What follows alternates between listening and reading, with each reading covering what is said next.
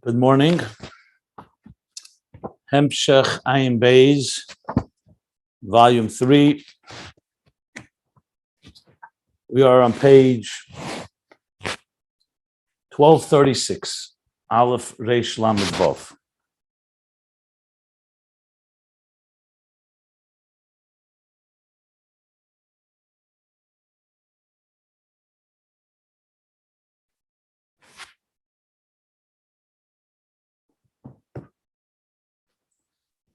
And we've been learning now, after explaining this highest, what he called Iker B'chinas Muskel, this high level of Chochma experience, where a person is completely absorbed in the divine higher reality, and the emotions themselves are also elevated to that place, to the point they get transformed to be Midas Sichlim, as he called them, Mamish. So they are also part of this higher experience, which is beyond the subjective nature that emotions are in their own, what we call hatva, how they're naturally inclined, how they're naturally wired and structured. Where there too, they can have a high level of experience through Bina. So now we've reached the Chochma experience. So now he added in the new paragraph on page 1236, in order for there to be the Amshach drawing down from the Moichen the Gadlus. Now, Moichen the Gadlus can be also Gadlus Imma, Gadlus Abba. He spoke about both those levels beginning on page 1230. Gadlus Imma is the maturity of Bina. Gadlus Abba is the maturity of Abba, of Chochma. Here he just says Moichen the Gadlus, so it can refer to both, but most likely it's referring to the higher level. He says, in order to draw from that level of experience, a cognitive experience, on a mature cognitive level, muskel, higher than murgish, higher than mutva, is yichud achar naile b'fnei atzma. There needs to be another yichud, another unification, on a high level that is separate from what we've just discussed. And now he's going to introduce what he called the two levels of Ibur. One, in order for the development of the chitzenius of the midas of Zah, and which is the source of the structure of existence, the angels, the worlds. And the second is that for the development of the inner structure, which is the source of souls, as I explained at length, what the inner and outer means. Outer meaning the building, so to speak, the structure, and inner is its inner purpose of why it was created and built in the first place. What he calls is the difference between Yichud Chitzeni of Abba ve'Imma, which refers to the outer dimension of Zah, and Yichud Pnimi. In the parentheses, he compared that actually to Chochma and Bina. The difference between the two types of Nisim, miracles we talked. One that's within nature, within the natural structure, and one that suspends and transcends the natural structure. And then he continued, brought another Eitz Chaim, that the Eitz Chaim that says in Shar HaZivugim, the first one's from Shar Eburim, I'm just reviewing it, where he says in chapter 2, that when the Zivu is complete, then the entire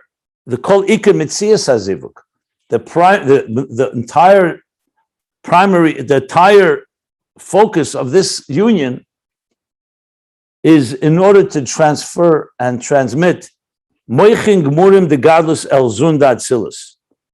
Moichin Gmurim de Gadlus. That means a complete infusion of the mature cognitive experience of Moichin of Moichin to Zah and Malchus in order to give birth Lahelid Neshamas Chadashus.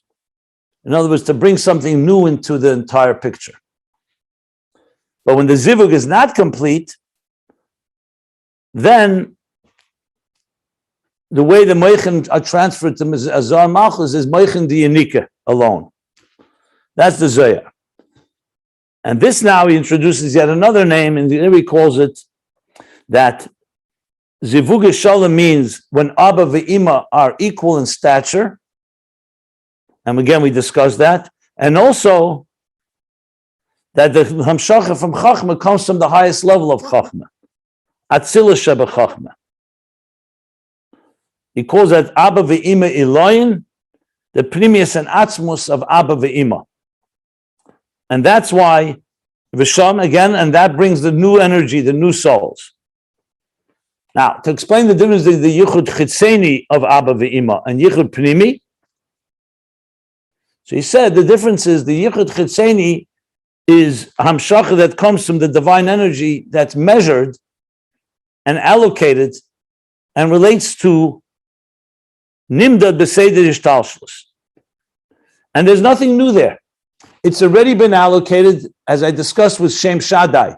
God allocated the resources. Now the zivug is to draw it and reveal it into existence. Yichud Pnimi is a Ir Chodosh that was not there even in the source of Ishtalshlus. Before I continue in explaining that, let me just say this. It's an example, just an example. Chassidus, it explains the difference between bracha and tefillah. A blessing and a prayer. What's the difference? So a bracha is bracha m'lashon hamshacha, which means we draw down something that's there already. The bracha reveals it. Tefillah has the power to draw down something new, Yehi Rotzen, something that was not destined for that person. So when you get a bracha from someone, it's saying, let reveal that which is there already, but it's not revealed. And tefillah is able to draw down something new. So for example, when Yaakov blessed his children, the sons of Yosef, Ephraim and Menashe, so Yosef put Menashe to Yaakov's right side, because he was the older one, and Ephraim to the left side. So Yaakov crossed his hands, because he knew that Ephraim had to get a blessing that would have been from his right hand, a higher level blessing. So the question is, why couldn't he have given that blessing to Menashe? Because it was a bracha, not a tefillah. Since a bracha, this was destined for Ephraim. Yaakov's goal was to reveal it. The bracha was that it should become revealed in your life. He couldn't change the wiring. That's how it's wired. Whereas tefillah has the power, Yehi Rotzen, that even if a person, God forbid, let's say, is destined, that God says that they're ill and their life is coming to an end, prayers can actually change destiny. And that's a Dover Chodesh. It's just an example. It's not exactly, so don't ask me any questions about this example, because it's my example. My example, just to point out two different types of drawing down energy. So, in the context here, there's the two Yichudim, Yichud Chitzeni, and then there's Yichud, which is revealing that which is already allocated. In other words, it's within the structure of Ishtalshlus, and that's why it's like we spoke before about Bina. It doesn't change the nature of the emotions. It reveals and harnesses and refines. Whereas the changing requires something Chodosh, Dover Chodosh. And then he brings from the Likutei Torah, which we learned. Let me review that in the Beer of Enigdashti.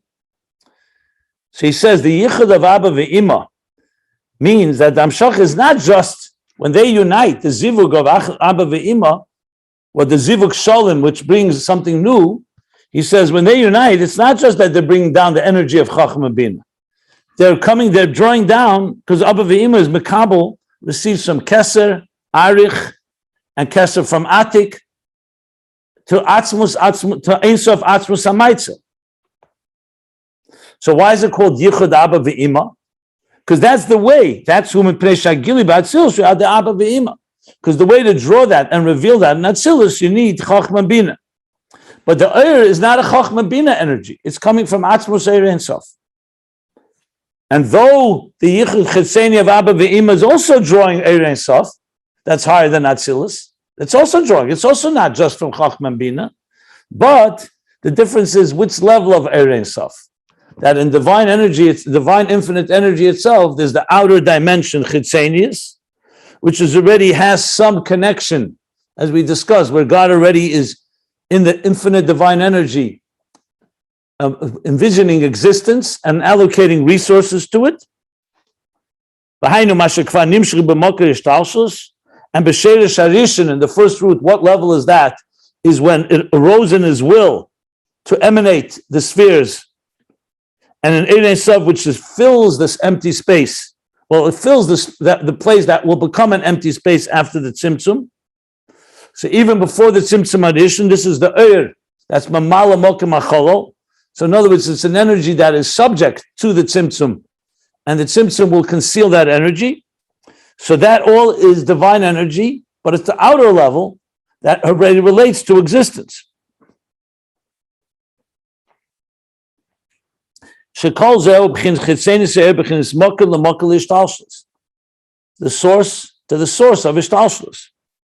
The Abba ve'Imma, the inner unification, whom b'chinas pnimis ve'atzmus ein sof. Shelamayla b'chinas v'gili gam b'mokal l'mokal d'ishtalshlus. This is coming from the inner and core of the Ein Sof, that's higher than the level of revelation and light that's in the source and source of Ishtalshlus. This is before, not before in time, conceptually a level that's beyond existence altogether. So it's like the artist envisioning the art, or the artist before he's ever even envisioning art, which is a higher level, and that's the Pnichut Pnimi of Abba ve'Imma. And I'm going to start reading from here, even though we read it, but it'll just flow easier. So I'm reading from 10 lines from the bottom of page 1236. You can find it at ayinbeis.com. And the line begins, this yichud pnimi, this inner unification, which he calls zivug shalom, the complete zivug, is the hamshachas ha'atzmos, is drawing down the atzmos of Ein Sof. Now remember, it's still atzmos of Ein Sof. This does not refer to atzmos, that when we say atzmos built in Metzias Nimtza, that's beyond the earth altogether. We're not discussing. We're talking here Metzias Nimtza, that there's an existing, Metzias Nimtza means there's a defined existence here. Now built in Metzias Nimtza is an undefined and completely a non-existential existence. This is existential, but it's the level of Pnimius of Ein Sof, Shenimshach bePnimius Atik, that from there draws into inner dimension of Atik, Arich, and Arich, the inner dimension, not the outer. Like he said in the Torah, Yichud Avim Apirish Atik, ubePnimius Abba ve'Imma. And this draws into the inner dimension of Chochma and Bina, of Abba ve'Imma. But here's where we stopped, and now he's going to continue, and we'll tie it all together. Because remember, this is a level of yichud. He said yichud achad naila b'fnei atzma, the first line in the paragraph, that is this yichud is necessary in order to draw moichin de gadlus into zah. So he says now the following: and uba'ava gufa, and in Abba ve'Imma itself, in Chochma Bina itself, hu hayichud b'bchinas Chochma shebehem. It could be a yichud in the Bina, in the level of Bina, but it's a yichud, no, in Chochma. Like he said on top, when he said by Zivug Shalom, that he said, what was the expression there? Two things he said. Zivug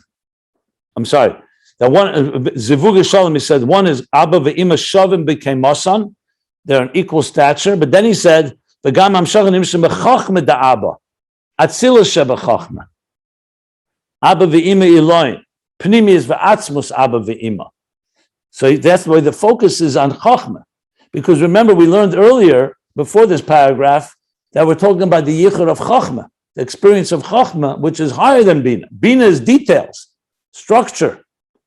Every contemplation brings its own emotional arousal, whereas in Chochma it's one experience that can go in different directions. So now he's saying that this yichud pnimi that comes from the inner core of Ein Sof, not the outer, that which is beyond existence, which, as we said, brings a new energy into existence, beyond that which was allocated for it in its pipelines, in its wiring. So he says, in Abba ve'Imma, the yichud is Chochma shebem, like it says in that time, the zivug delay shalom, the zivug, that's not complete. Hu mebchinas Bina. Zivug shalom. Yeah. The Zivuga Shalom comes from Chochma. Whom b'chinas bina da Abba ve'Imma. So Abba ve'Imma is father and mother, Chochma bina. But when the zivug is not complete, it's coming from the level of bina. The zivug shalom will b'chinas Chochma shebehem. And the complete zivug is from the level of Chochma within them, which he said briefly above. Yeah.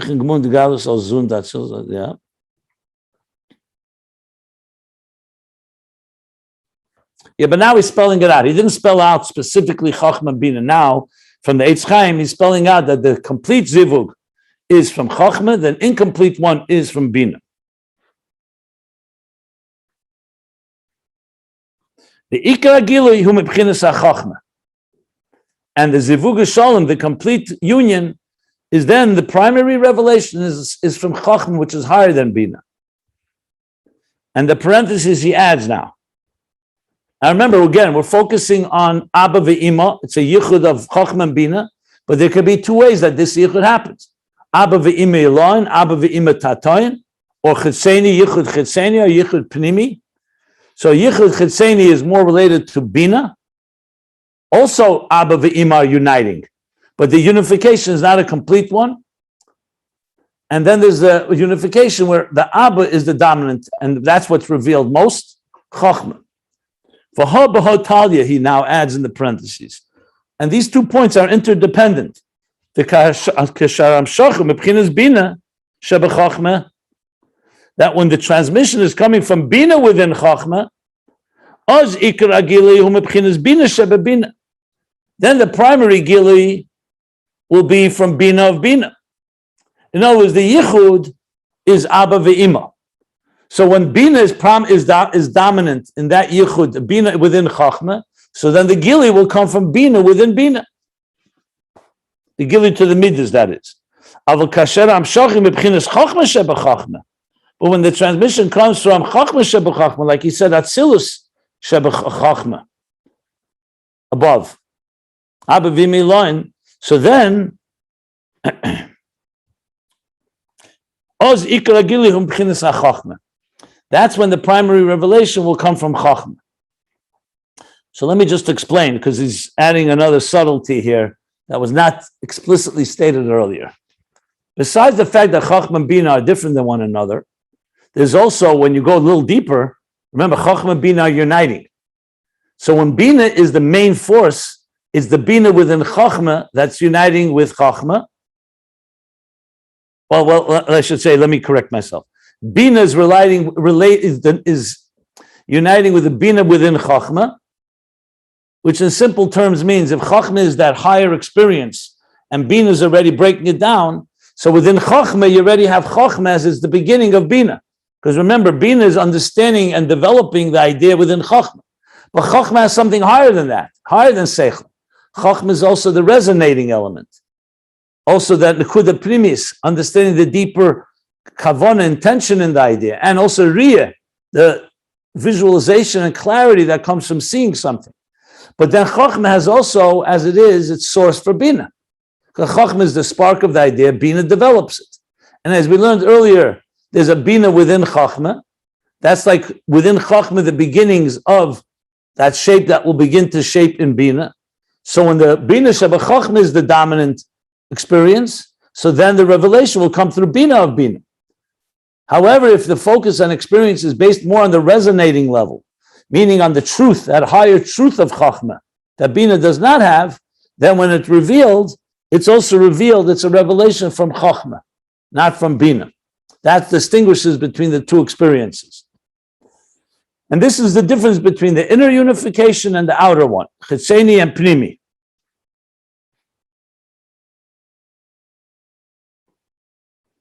And that difference is rooted in the higher levels, whether you're revealing at the level of the divine that relates to existence, in the root, or one that's beyond existence, which brings in a new energy and not just revealing energy that's already allocated.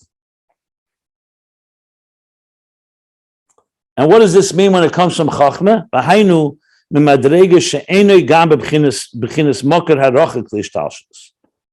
That means it's from a level that's not even a distant source for Ishtalshalos. Again, we're not talking about Chochma as it's a source for Bina. We're talking about Chochma as it contains that higher truth. Like he says in Tanya, chapter 35 in the Haggadah, that a Chochma radiates the feeling of Hu levadei v'ein zulose. That's he alone and nothing else. Chochma experiencing the divine that's higher than existence.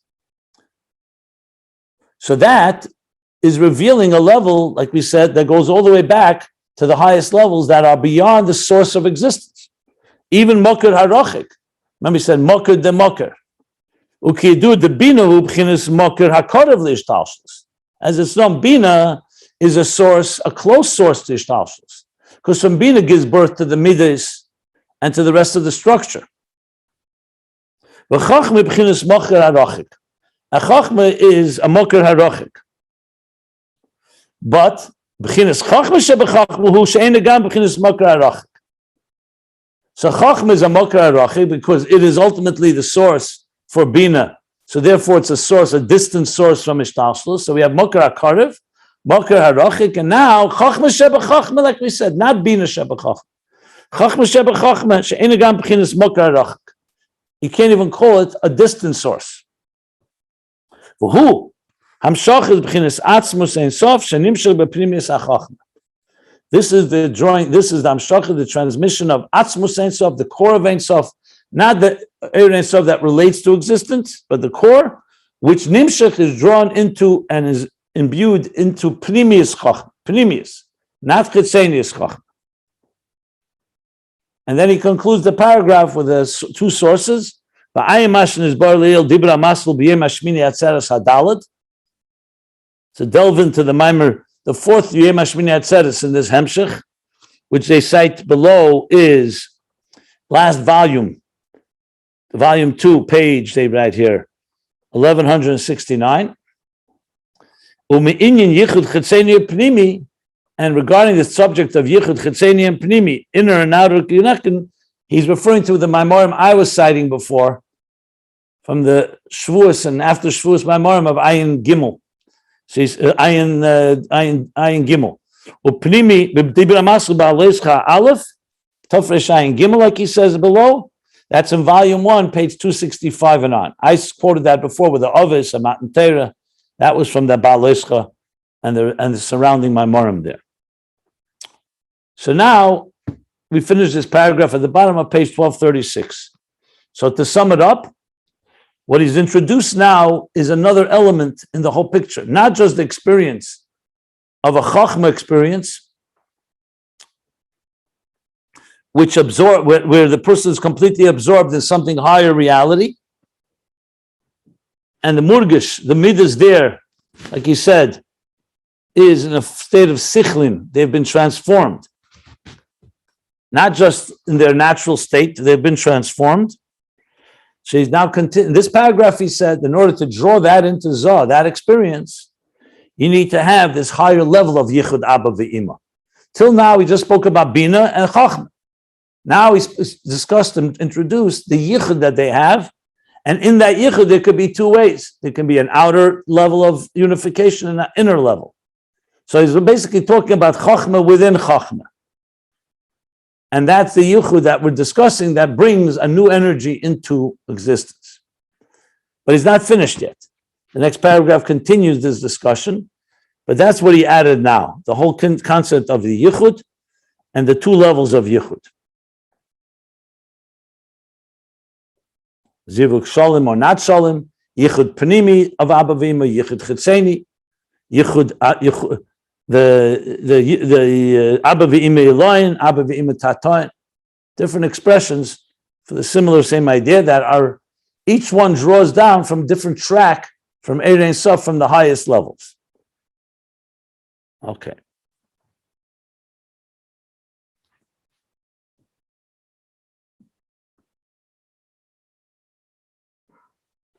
So I'll just add an explanation before I'll stop for some questions, if there are any. Let's not forget to keep this a little more grounded and not just in these high spiritual Kabbalistic levels. It all comes down to, in our situation, to the way we experience something. We can experience something through a structure, details, which is how we always grow. We always grow from the bottom up. So let's not mutva murgish, we've discussed at length. Mutva being the natural behavioral emotions on a very basic level. Like we said, surmadava seitev, a person serves God with kabbalas of straight action. They don't necessarily have any feelings. Feelings haven't developed yet. Second level is where the feelings develop. Murgish. So the first is ibur, then we go to yanike. You feel something. That itself grows stage by stage from age 2, then you get older, age 6. The feelings are also being impacted by the recognition of the mind. But slowly we grow to the point where there's intelligence, even in the stage of chinuch of a child, an intelligence that is all about understanding why you should naturally love your source of sustenance. Hu chayecha, or avinu, your father. The more you're aware of it, the more you love it. So it's all still within the structure of these middas. Then we talk about the godliness that's not connected to your subjective interest, the godliness that is all of existence is nullified in his presence, but it's still godliness as it relates to existence. That was the muskel, murgish mitzad haseichel. Then you come to a point where you talk about that he called chetzenius hamoichin.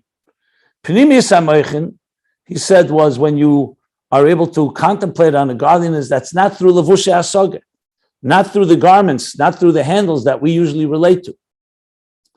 It's the godliness that's completely beyond existence. That was called pnimius hamoichin. What I'm referring to now, summing it up, is the bottom of page 1229. And the hafla and the reimamus, how God is beyond it all.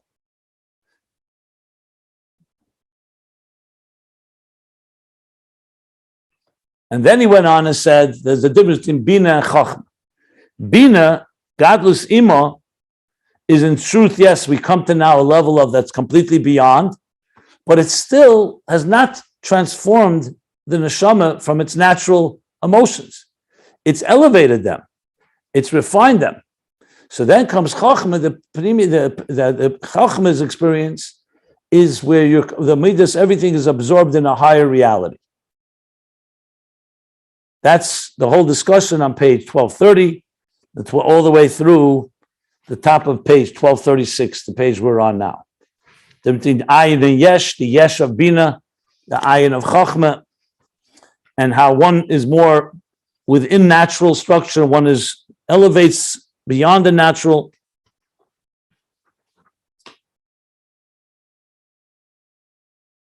And also the difference that in Bina, everything is in a form of chalkus. So this is the way a human being relates to things in a very specific way. You contemplate on something and it evokes an emotion. Chochma, on the other hand, is once you get absorbed in a higher experience, the emotions also get absorbed there.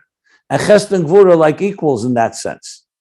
I say equals. They're all absorbed in that higher experience. And yet Chochma is not divorced from structure. It can manifest in sometimes in Avos, sometimes in Yira, as we discussed at length. This was on page 1234 and 1235. And that's why Chochma has the power to transform the midas. Now, so based in that context of everything we discussed, what is the so-called practical application of this section here? Well, this section goes into a deeper connection between when you contemplate on something and you understand it, which is Bina, and you're coming to a higher truth.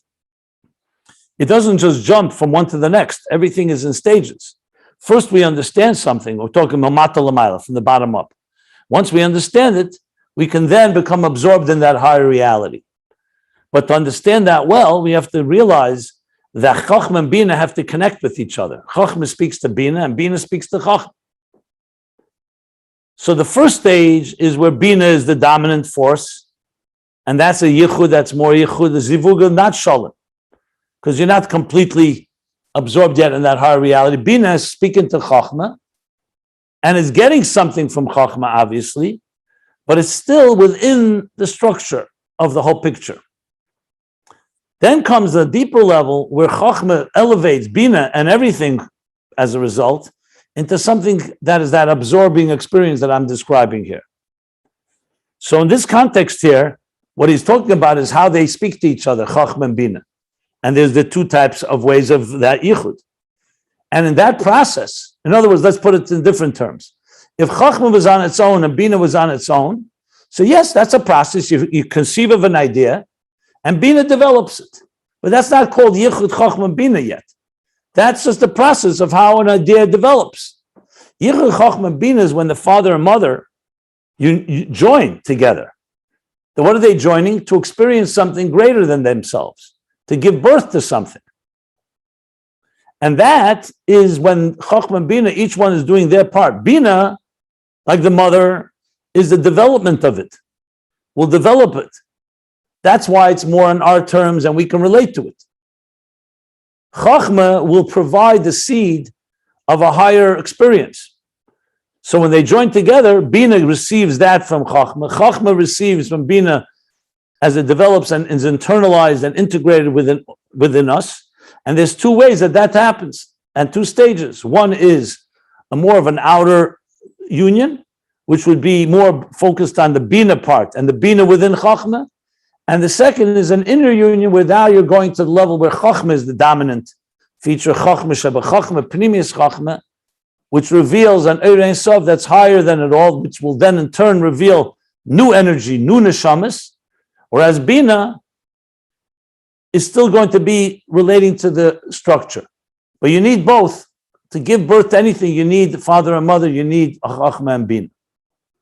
The difference is where the focus is and what kind of birth comes out of it. In Avodah now.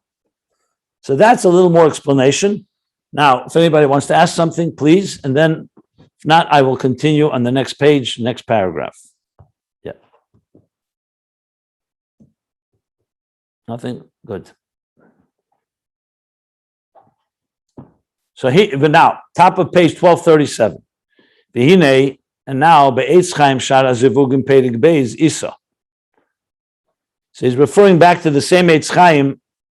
He says Shara Zivugim before he quoted Perik Beis also, then Perik Aleph, Shari Burim. Okay, so if you'll see, he quoted Perik Beis about Zivug Shalom, and that's when it creates Meichin Burim, the godless, that draws the Nun Neshamas.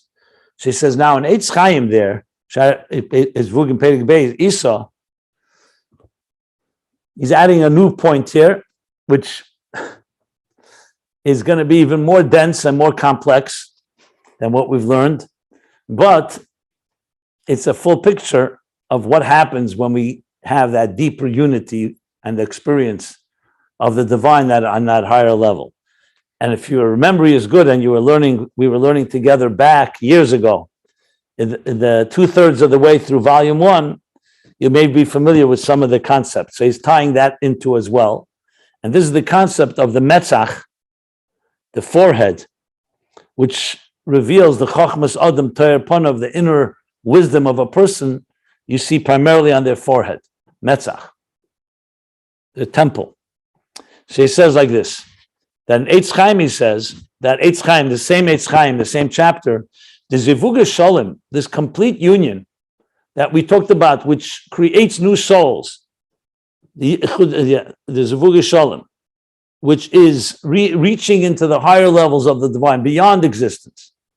He says that the Zivug Shalom hu kasher Abba ve Imma mistaklim b'mitzcha the Arich. Now remember, Kabbalah speaks in very physical terms.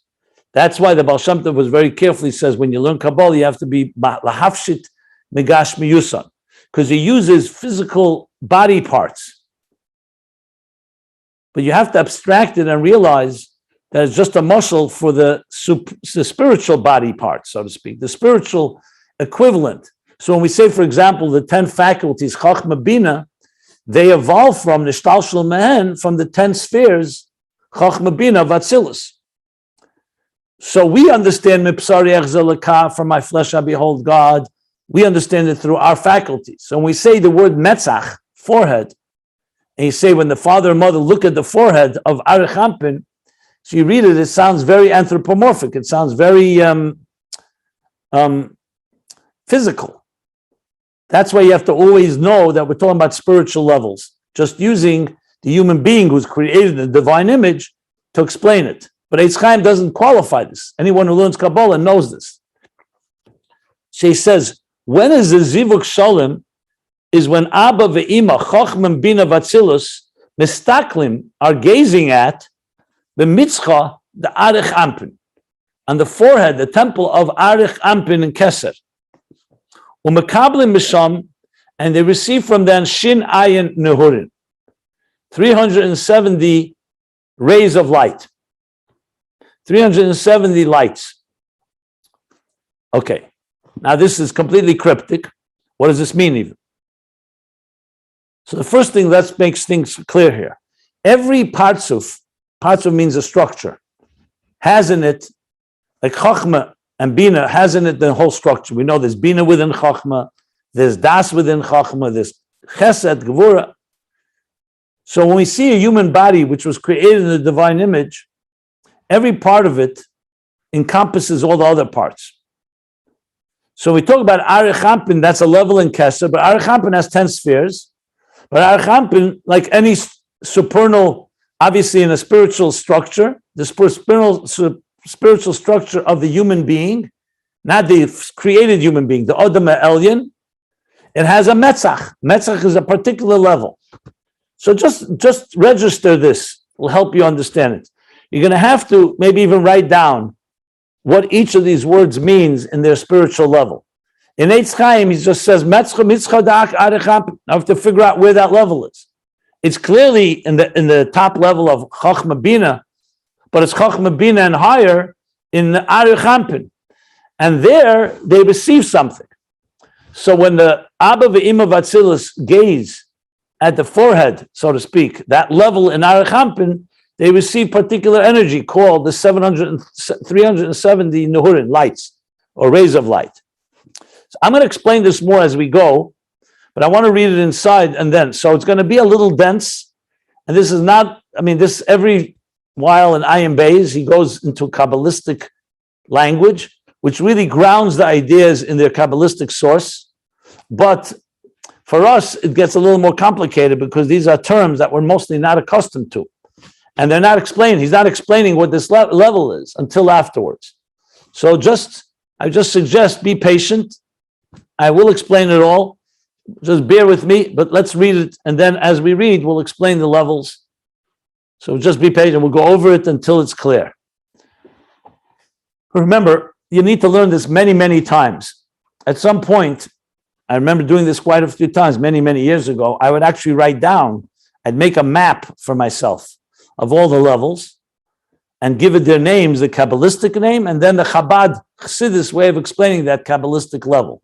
Because at the end of the day, these are levels. It's like when you go to science class, so you're going to hear about hydrogen and oxygen and all kinds of elements that you have no clue what they are until they explain them to you.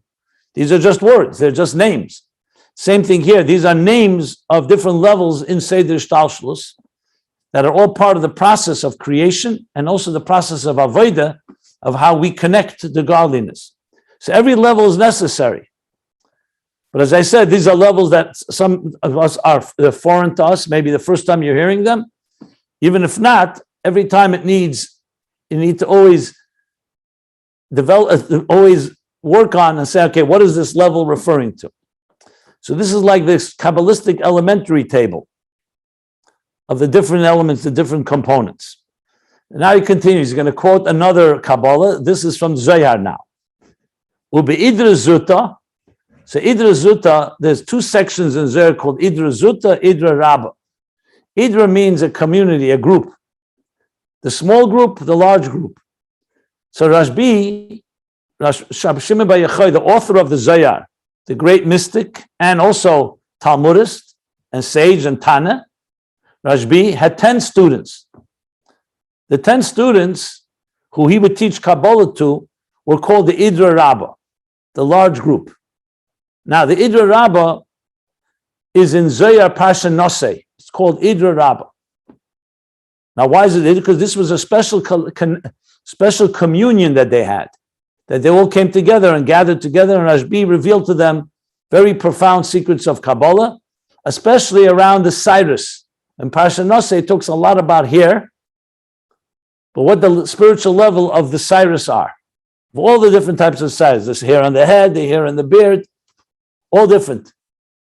Cyrus the Nukva, Cyrus the Dukhra, masculine, feminine.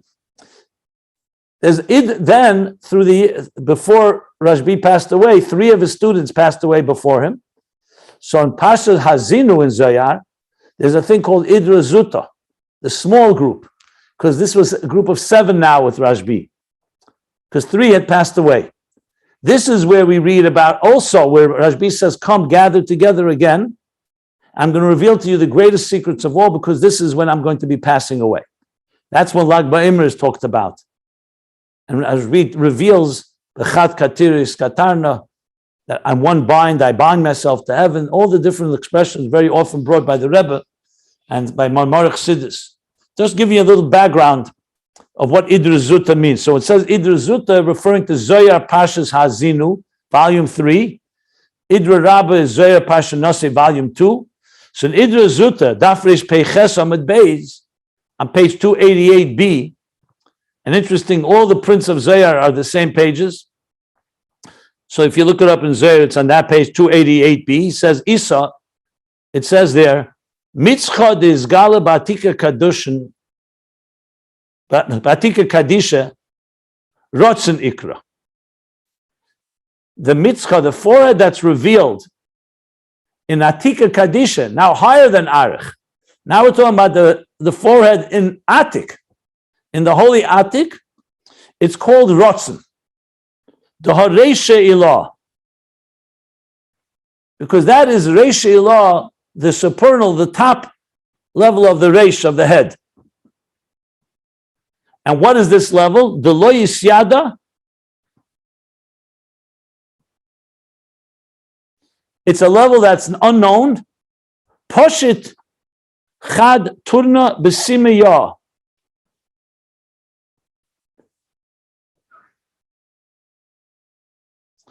It's an unknown level, a level that is completely shapeless.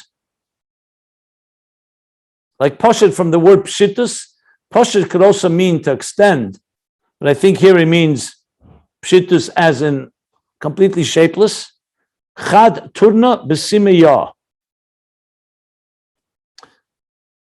Turna is Chad Turna.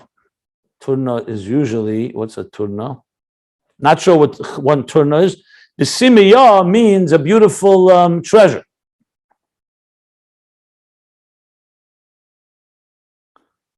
Okay, that's the language of Zohar. What does it mean in the levels? In Spheris, the Rebbe Rashab says, this is the level of Yesod the Atik, Sheboy Meir Chesed the Radlo. I know, I'm going to have to explain each of these levels. I'll explain them in a moment. I just want to, all this is reading, all this is from Zohar. So let me explain these lines. But, okay. I just want to see now. After like 10 lines down, he's going to say by Inyan, who he's going to explain it al Chassidus. But let me just explain it so at least we're talking something sensible here, and not just completely cryptic language. We know in Kesser there's Arich and Atik. Kesser has 2 parts. Generally, Atik is like Tainug. They're both super conscious. Pleasure and delight. And Arich is Rotzen, desire and will. So Tainug drives desire and will, and from there originate all the spheres. Chochma, Chabad, Chagas, Nehim are all conscious faculties within us. The Kesser within us is the Rotzen, and higher than that, the Tainug Atik. In the spheres of Atzilus, the same. Of course, on a higher level. The 10 spheres of Atzilus, Chochma through Malchus is conscious faculties, conscious attributes, I should say, moichin and midas. 3 moichin, chochma, bina, das, and 7 emotions, chesed, gvura, tiferes, netzach, chayd, yesod, malchus. So the structural element of our conscious beings is our cognitive and our emotional faculties. Our superconscious, which is not revealed in any particular way and also is not localized, is our willpower, our desire. I think it'll be even easier to understand it on the divine level. Remember, God did not need and does not have any connection with spheres. The fact that there's a Chochma and a Bina and a Das and a Chesed and a Gvura and so on is because God wanted to have channels through which to connect to existence. He wanted to create a structured existence like ours, with a hierarchy, with distinctions, with levels. Look at the human body. But it doesn't begin with a structure. Even the human being begins with one cell. Upon conception, everything is in one seed, which we've been comparing to Chochma. In other words, it all originates in the seed, but the seed is not the beginning either. The beginning is in God's will. God wanted existence. If he doesn't have a desire for existence, you don't have existence. But a desire is not enough because God wanted a structure. So the desire for the dira b'tachteinim manifests in, okay, what is this tachteinim going to look like? What kind of universe? So Chochma, Bina, Das, Chesed, Gvur. Ratzon itself is driven by, why does God want? That's driven by Taiva. Nesava Kadosh Baruch Hu liyas le'baruch dira b'tachteinim is the divine pleasure. Taiva, you don't have a question on Taiva. I don't want to go into the details on that.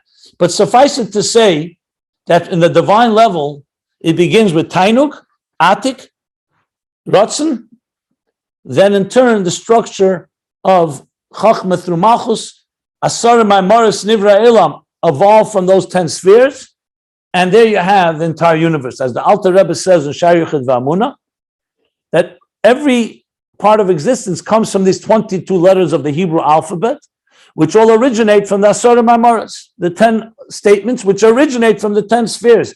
He doesn't say that in Shiur V'Amuna in the beginning. Later, he says that in chapter 2. But bottom line is, so there you have an eloquent and structure originating from the higher levels of Arich and Atik. This is the Chassidish explanation for what we're discussing in general. Now, within these levels themselves, you have within Atik, you have a level called Metzach. You have an Arich, you have a level called Metzach. And Abba and Imma are gazing at the Metzach, the forehead of Arich, and that's what's called the Zivug Shalom, and they draw the 370 lights that he's mentioned. But now in the Idrus, that's what it says in Eitz Chaim. In the Idrus Zutta goes deeper and higher. That there's a Metzach that goes a level higher. That's in Atik. We haven't discussed yet what the level of Metzach is. We will. But remember, Metzach is a forehead, so you can clearly understand it relates to the Rosh, to the head.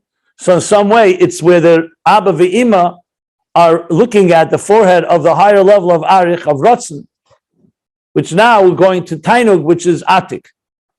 So in Atik itself, let's break down the levels that he mentioned here.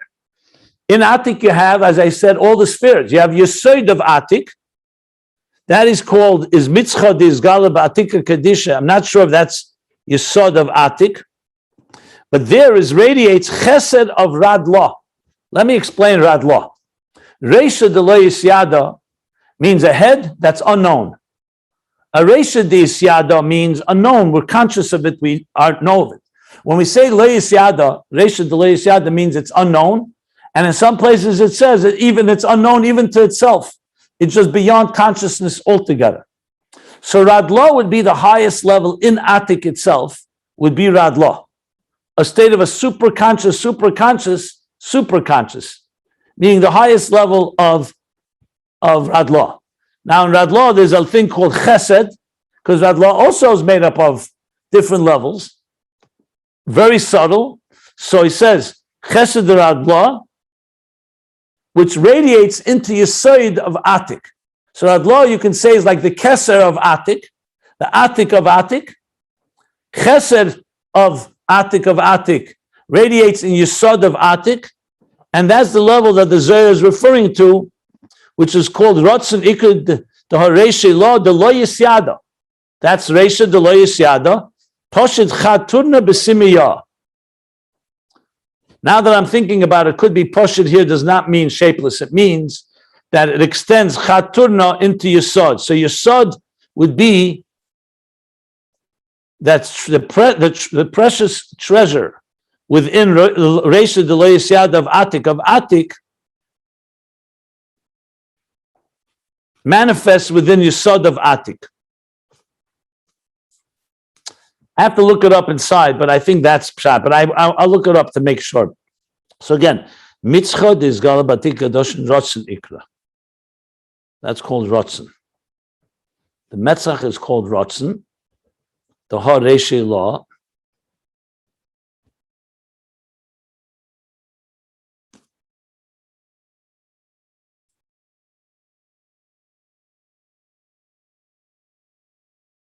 Yeah, it's the highest level of Atik radiating into Chesed, radiating it into Yesod. And I think that may be, I'm not sure, the lesson Rotzen Ikra, the latest said the Pashut. Anyway, he continues, the Zohar continues like this now. Idra Zuta. Chaturna b'simiyah, diskal b'mitzcha. It's encompassed within the metzach, within the forehead. Ubegin da'hu raiven, the chol raiven, istakim b'mitzcha. And because of this level of Raiva the Chol Raiven, you hear that about the third meal of Shabbos. Raiva the Raiven, the Rotzen of all Ritzenus, is takim b'mitzcha.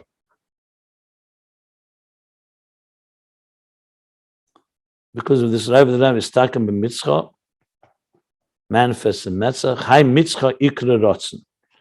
This Metzach is called Rotzen. The Kad Rotzen. Let me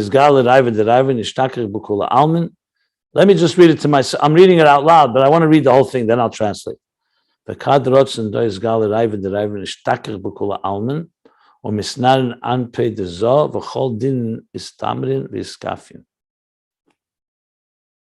Okay.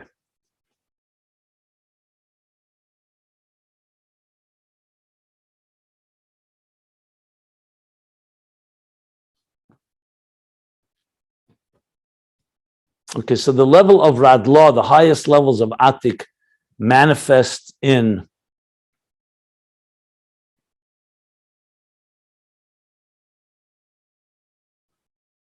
the Metzach, in the forehead. And because it does that, that's why the Metzach is called Rotzen. And when this Rotzen is revealed, obviously on Shabbos, Raivad the Raivan, on the highest level of Shabbos, it manifests and spreads in all worlds, and misnad ampid, and it illuminates the face of Zohar Ampin. So Zohar Ampin has a face. Zohar Ampin means a face. The small face of Zoh is illuminated by the face of Arich, and all the way back to the face of Atik. For chol dinin is tamrin v'iskafin, and this causes all the severities to be eliminated and pushed aside. So basically, it brings a revelation that eliminates all the severities, all the din, and all the judgments. That's what he said here. So what's relevant to us, and I will look it up before I really translate each word. I want to see it inside. But what's relevant to us is that what he's introducing here is, remember we learned in the previous paragraph that when Abba and Imma unite, it doesn't just draw down the energy from Chochma and Bina, it draws down energy from where? He said from Arich, from Atik, all the way from Atzmus Ein Sof. He said that explicitly. From the Kut Teira. It seems to me the Rebbe Rashab is now explaining what that means. So basically, that when the zivug is complete of Chochma and Bina,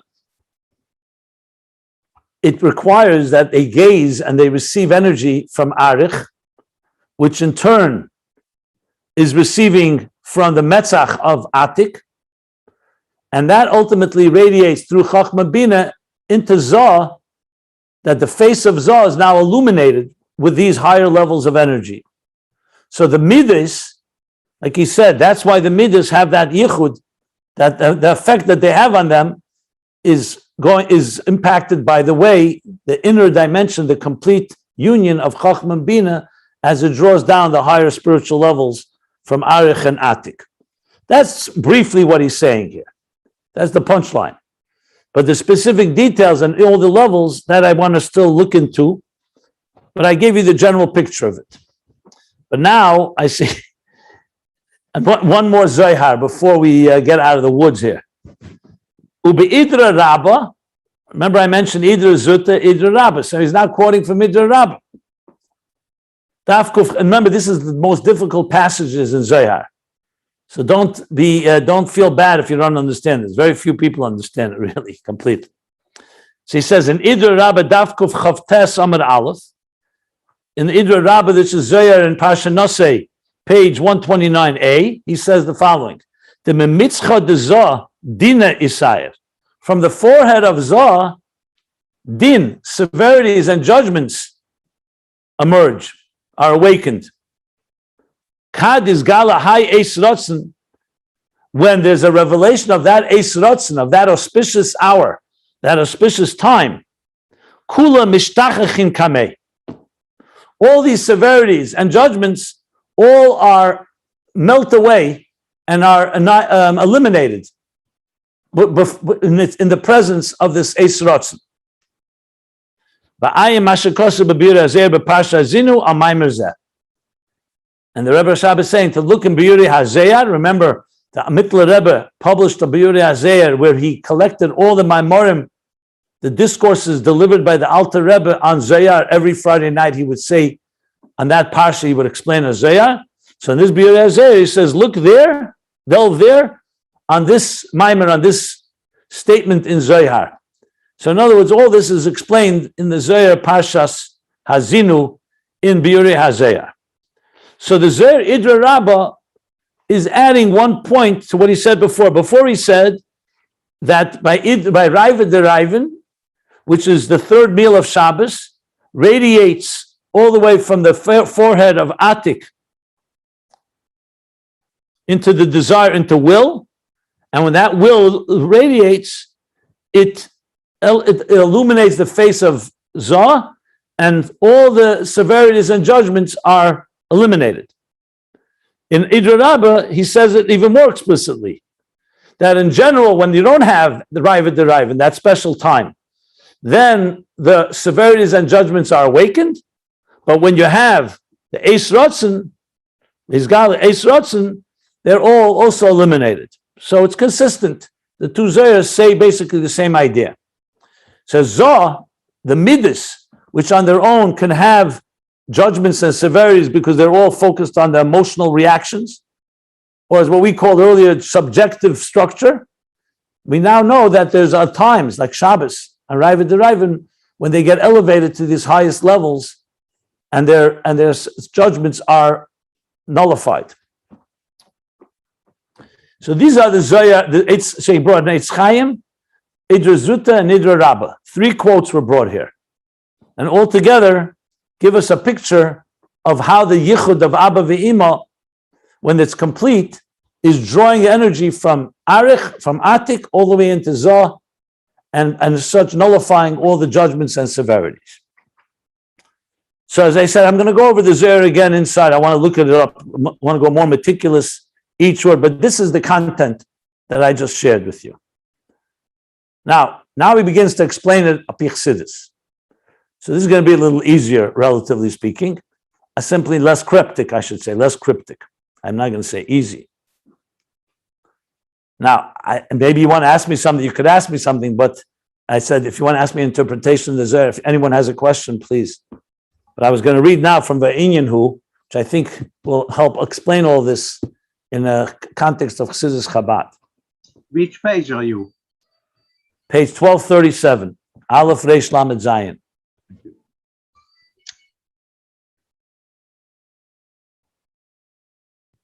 What, if you know, what severities, judgments need to be eliminated at that level of kedusha or of whatever energy, godly energy? What kind of judgments and severities would there be? It's the root of all judgments and severities that exist. Every judgment that is passed in this world originates in Gevura of Atzilus. So it's essentially God sitting in judgment, and when and things are being evaluated, and so on. So every judgment, like when we talk on Rosh Hashanah, for example, the judgments, whatever judgment you're referring to, I mean, this is what should I say? There's many Maimarim Chassidus that talk about that at length. Right. Yeah. So it's like Okay. my question is the point that reaching above that is what eliminates or said mishtachachim, like causes to forget. But the point is he's reaching above it. Therefore, you don't have them yet because you're reaching above it. Is that the point? No, you do have them. They exist. And when, for example, I mean, I don't know if you're familiar with this. This is already, as I said, needs more information from other places. You can't learn everything in one shot. Remember, Ayin Beis is advanced Chassidus and is relying. You ever hear of the concept that on Shabbos Gehenim is closed? Yes, I have. Okay, so Gehenim is judgment and severities. So there's Shabbos radiates a higher level of divine compassion, just as any compassion. When you love someone and you access that deeper love, you can forgive them easier, and you can it somewhat mitigates and minimizes the judgments. So that's essentially the concept there. Got it. Thank you very much. I got it. Okay, Inyan hu, and the Inyan in this is the Yedua sheyesh beis minei rotzen benefesh. It's known that there are two types of rotzen within the soul. Ha'echad nikra rotzen ha'elyon al shem shu l'mayla min hatam. One is called a Supra, or a higher will. Why is it called that? Because it's higher than reason. I desire, it doesn't have a reason, it's beyond reason. Which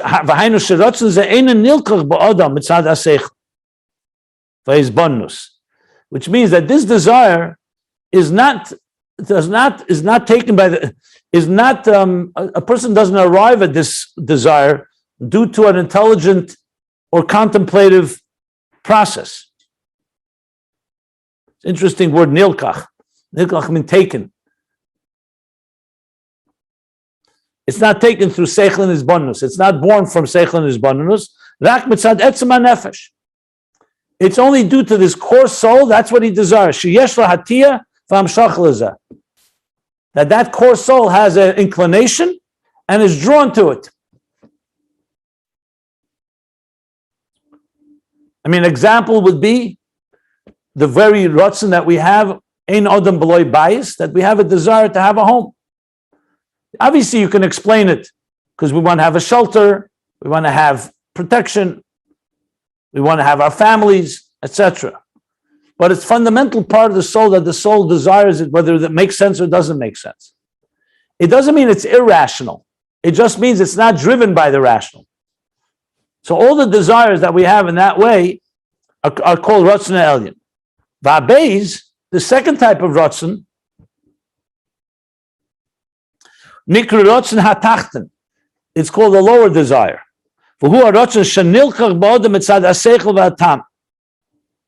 And that's a rotzen that's taken, that's born, that is derived by in a human being due to an intelligent reason, due to intelligence and a tam, a reason. Due to an intelligence and a reason that he has, why does he desire this? There's a reason. So there's a rotzen l'mayla matam, a rotzen al pi tam.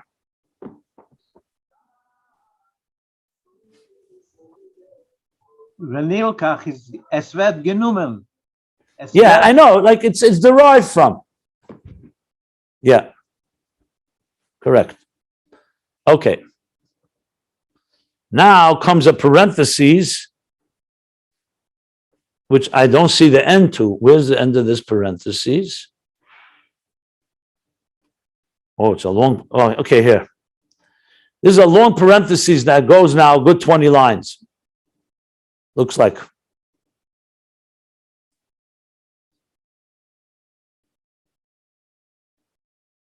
Actually, 14 lines to be exact. I just counted. I just want to make sure that the parenthesis is not going to confuse us, because if it does, I would jump to after the parentheses. But anyway, let's read the parentheses. If it gets confusing, we'll move. I'll go. She says, "Val pi poshet," and al pi poshet, based on the basic explanation. Hu harotzen shel amida. This rotzen atachten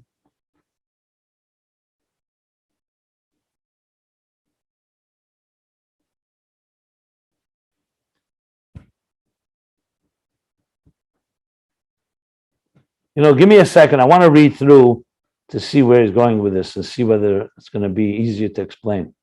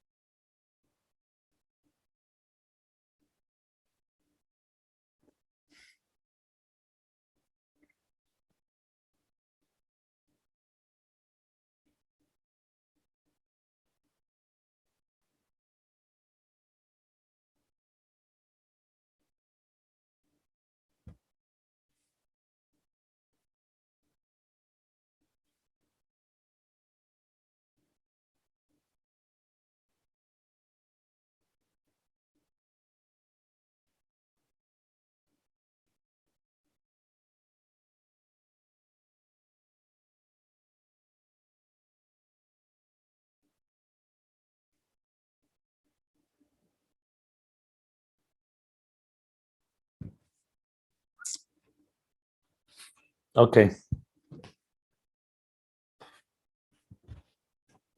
To be honest, I'm not so clear of what he's going to say here, but let's learn it anyway. And we'll figure it out one way or another. It seems to me that al pi poshet that he's going to say now in the parentheses is referring to the second rotzen, that's al pi tam v'das. But I'm not 1,000% sure, to be honest. I'm going to read it that way. And if I'm wrong, I'll correct myself. So he says, al pi poshet hu harotzen shel hamida komay ava. That's the desire of a midah like love.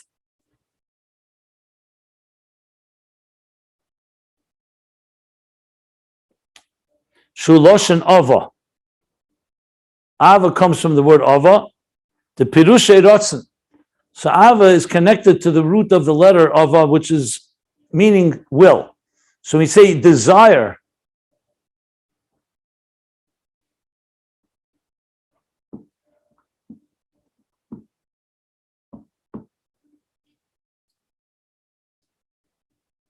Is the rotzen shel hamida, the desire of a particular emotion. In other words, you love something, so there's a desire for what you love. The thing is, what's bothering me, is that a desire that is rational, or is that a desire that's supra-rational? That seems to me a rotzen that is based on how we're wired. Makes no difference whether you understand it or not. But on the other hand, it's coming right after the word Beis nikra rotzen atach. That's what I'm confused about. Whether al pi poshet is talking about the rotzen, the first level of rotzen, or the second level of rotzen. So with that lack of clarity, and it's a real fundamental lack, to be honest, I need to read on because I'm not sure, and I don't want to speculate. So let me continue reading, and let's see if it emerges what this is. So that's the first thing he says. So pirushe rotzen. Now, I will say in volume 1, the Rebbe Rashab did say that, for example, the biological and natural love of a parent to a child he called it rotzen, not ava, not love. What he called love is when you contemplate on something and it brings you to love something. In other words, you wouldn't naturally love it because it's not wired in within you. You contemplate on it and that brings you to love. So it could be that's what he's referring to here. The natural love, biological love, is l'mayla metam v'das, doesn't need a reason. You love your child no matter what. It's not because your child is doing something for you. Whereas if you love, let's say, a stranger, or you develop a love for something that came through a contemplation and a reason, it's a different type of love. So I'm assuming that's what he means here, that the rotzen shel hamida, mida here meaning not a biological love, but a love that comes from a contemplation, which means there's a reason for it. That's how I'm going to read it this way. But I will tell you right away, it's possible that I'm wrong, and it could be he's referring to another love. I'm not sure. But my inclination is that. Let's see if my instincts are right. And if they're not, as I said, I will be the first to admit that. Now he says, Acha the main thing when we say the rotzen that we're talking about is not the rotzen of the midah, but who are rotzen shu pnimiyusam shel amidas v'chayusam. Because according to this, then rotzen is like love. You contemplate on something, you have a good reason. Now I want it. I want it and I love it are basically synonymous in the first two lines of this parentheses. So Tam V'das led you to this rotzen, like he said before the parentheses.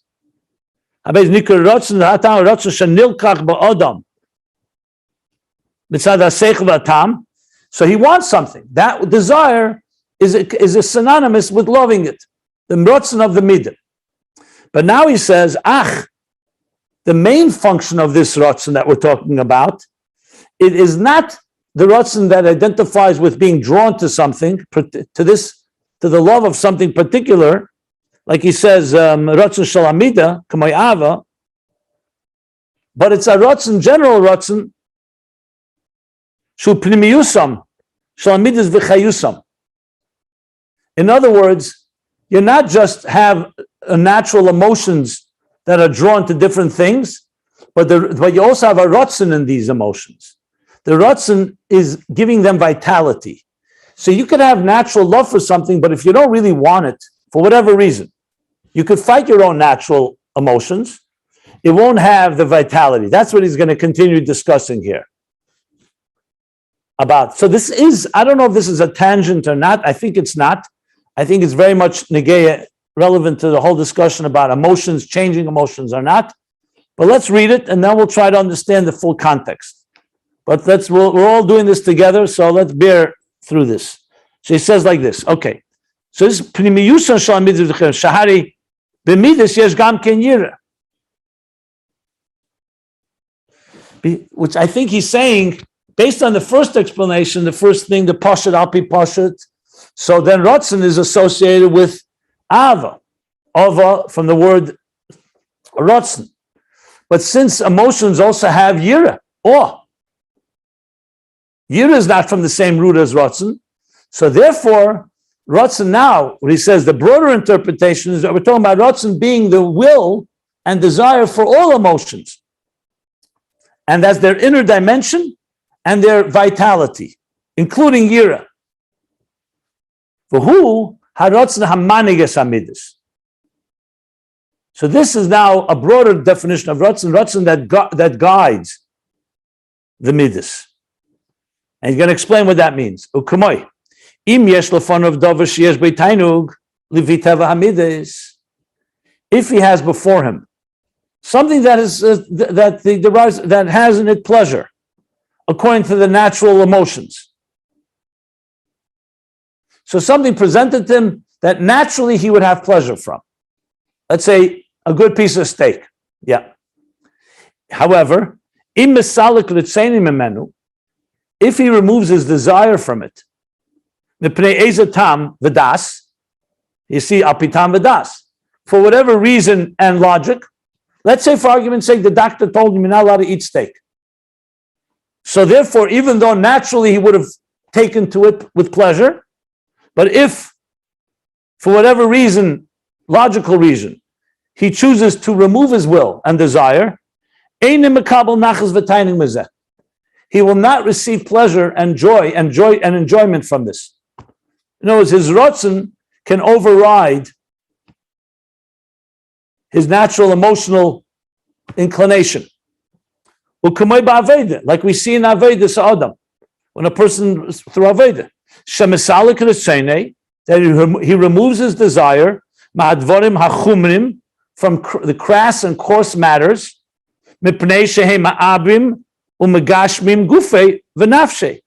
because they thicken and they fagreb, they thicken and they make you insensitive, and megashmim, make you very not indulgent is not the word, very grob, how do you say that? Very crass and coarse, the body and the soul. So in Aveda, even though you may naturally desire certain things, but your rotzen overrides it because it knows that it's that for a reason. It doesn't want to become polluted and contaminated. It's not the word really ma'avim and megashmim. That would be more metama and zuma and so on. That's not the right word, but it's the idea. He doesn't want to be fagrept. He doesn't want to become. How do you say fagrept in English? Materialistic, hedonistic. Maybe those are good words here. Yeah. Corrupted? I used that word before. Corrupted. Corrupted is not the right word here, but it's in content. It's the same idea. So basically, cross, something like that. I said hedonistic is the right word. What? Crossed, chumri. Coarse. I said coarse or crass. Yeah, coarse and crass are good words. They're all correct. Let's put it this way. Corrupted is also, it's all the same idea. So what do you see? That desire, Ratzon, is manig the midas. And it's a Ratzon, it's clearly that I was correct, because he's clearly mentioning Tam Vadas. A Ratzon Alpi Tam Vadas that overrides. So the first Alpi Poshet is the Ratzon of the actual emotion. Now he's saying is the Ratzon behind it all. And it has that capacity. So what does he do? So in Aveda, he removed his desire from these coarse and crass, corrupting forces, or indulgent forces, or hedonistic ones. Why? Because because that goes, it defies God's will, the Ratzon Elyon of God. The Hepech HaTachlis Shebeshvil Zanivra, and is the alter, it's the what's the word I want to use? Hepech HaTachlis, which means you say the opposite of the purpose for which he was created. I have the word. One second. There's another word I want to use. Yeah, that's the simple version. Betachlis. When you say the utter opposite, there's a word for it. Okay. The absolute opposite for which he was created, the mishum zeh eina makabel tainug mehem. And because of this reason, the Ratzon overrides and he withdraws his desire, and that's why he does not receive pleasure from them, even though naturally he would have received pleasure. The diametric opposite, I was going to say. The diametric opposite. Oi, another scenario, an example, or kamoy bizbonnus, like in the contemplation, so the pasuk says, behold, I give before you the path of life. Then it continues the opposite of life. Because so when he contemplates on this verse,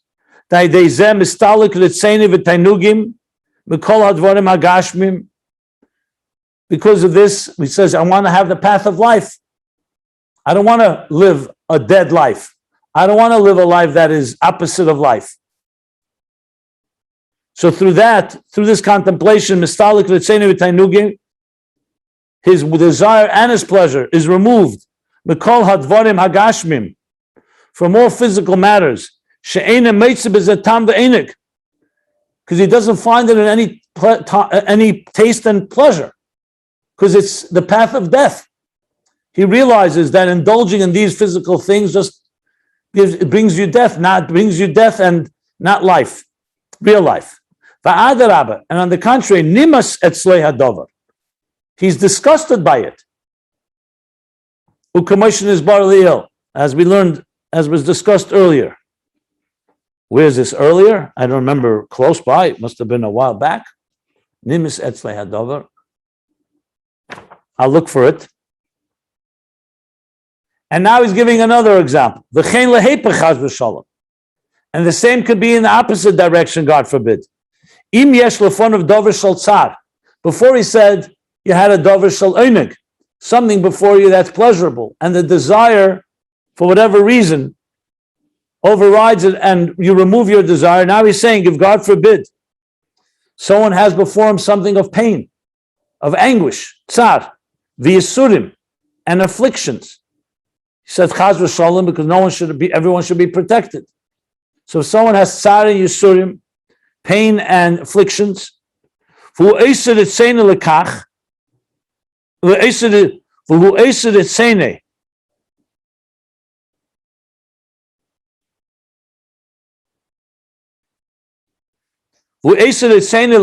which means that he overrides that natural pain that he would have. So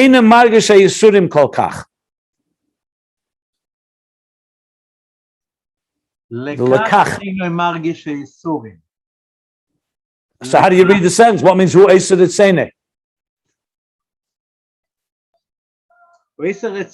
As he's having tsar v'yisurim.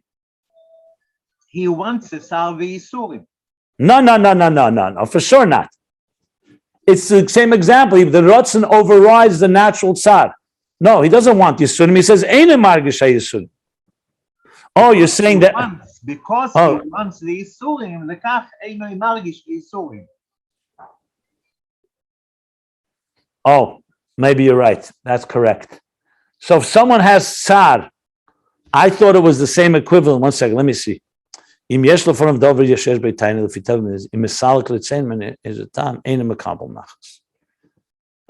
yeah, I think you're correct. So, it says like this. If he has something with tsar, pain and yisurim, and he chooses to desire that, I think it's lekach, or maybe not, I'm not sure. Either way, if he really wants it, he will override his natural pain that he would get from it, and he won't feel the afflictions that much.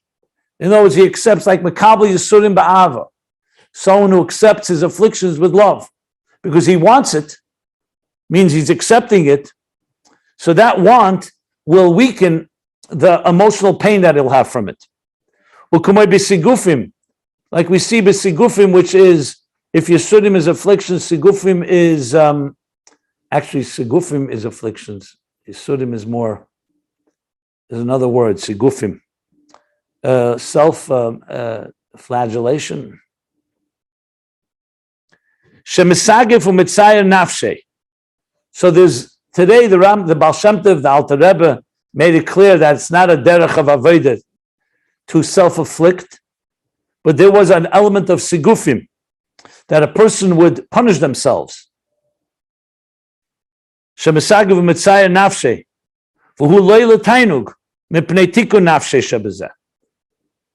for him it's pleasure, because he's correcting, repairing his soul through it. So in that process of Aveda, which again is not applicable today, so you have the concept that it could be something that naturally would be something that would cause you pain and not pleasure, but the Ratzon, for the reason, because you're receiving some benefit from it, will accept it, and therefore it'll be seen, like he says, it'll have pleasure from it. It's actually a din and teira,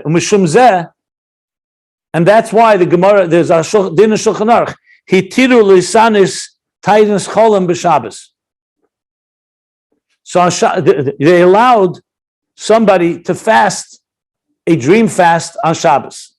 Here's the story. On Shabbos, you're not allowed to fast. It's a mitzvah to eat and not fast. That's why Shabbos is doicha all the fasts except Yom Kippur. What happens if a person has a very bad dream? And because of that dream, he wants to fast in order to correct. He sees it as a wake-up call, that he needs to correct something. So the din is that he's allowed to fast on Shabbos because it's tainug loy.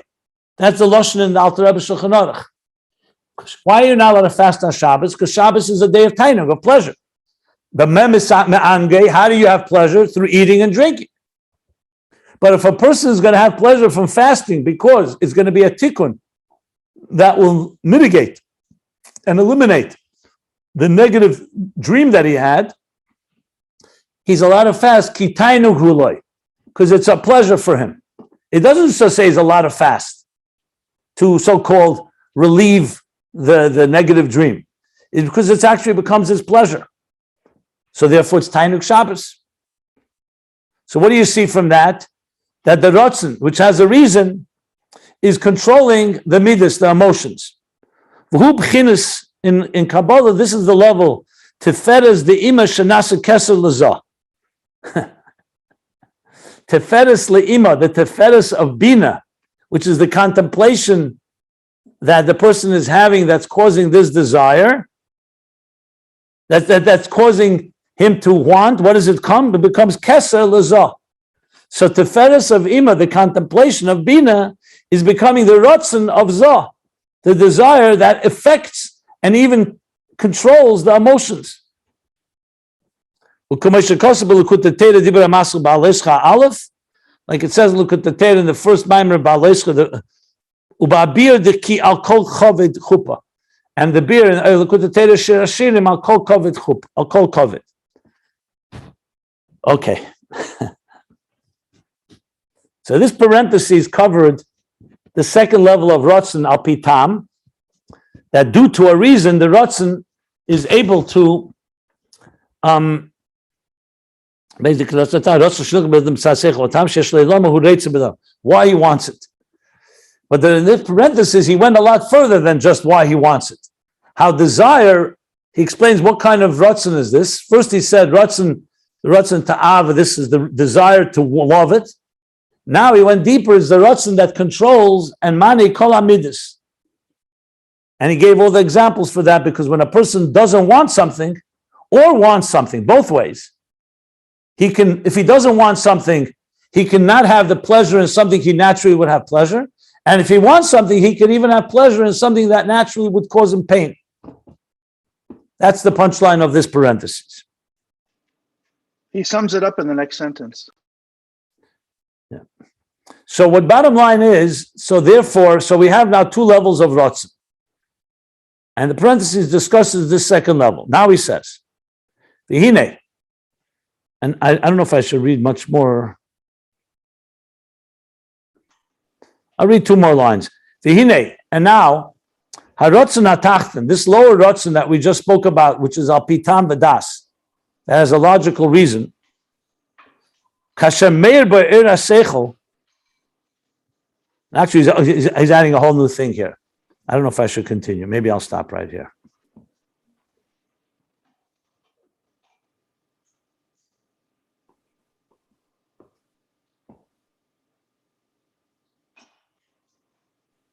Just a minute. Let me just see where this goes.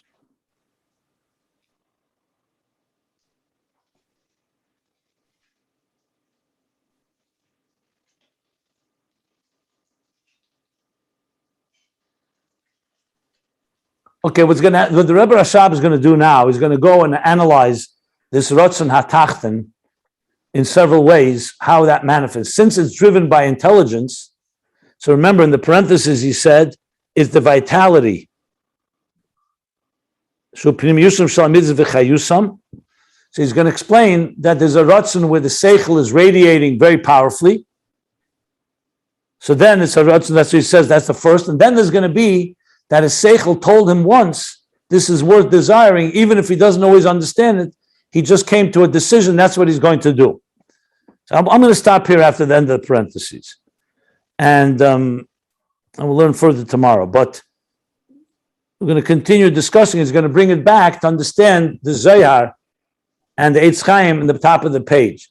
What exactly is Metzach, and what is all the other levels of the Zohar that is all about the Abba the Imma. So what we introduce now is the element of Ratzon. We're not finished this topic, and we'll finish that tomorrow. We'll continue tomorrow. So I'm going to stop at the end of the parentheses on page 12.